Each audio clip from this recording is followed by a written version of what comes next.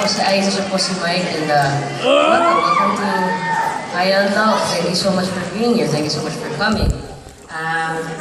Simulan na natin to. Okay na naman kayo lahat, no? Yes, yes.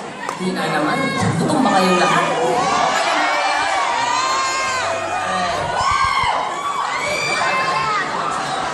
Medyo naniniwala na ako sa'yo. Okay, itong High Love, this is not just any other show. This is a very, very special show. Especially sa akin. O sige nga, bakit?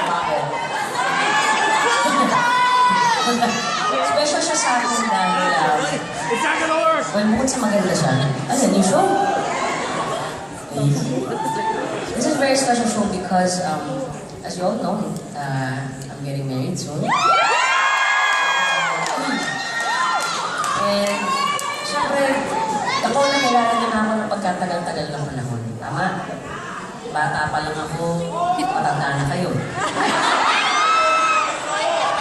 At this time, gusto ko syempre malaman niyo kung itong pagiging magkakaroon ako ng asawa ay isang malaking chapter sa buhay ko. At pag-simula ng bagong buhay. And of course, I want you guys to know who this special person is. So, kailangan niyo kung sino siya. Bakit siya? Bakit siya sinagot, no? Pagkatapos na sorry, nasahan yung mic. Matagal na pa naman. So, okay. Simulan natin itong kwento na to. Let's start 14 years ago. Wow.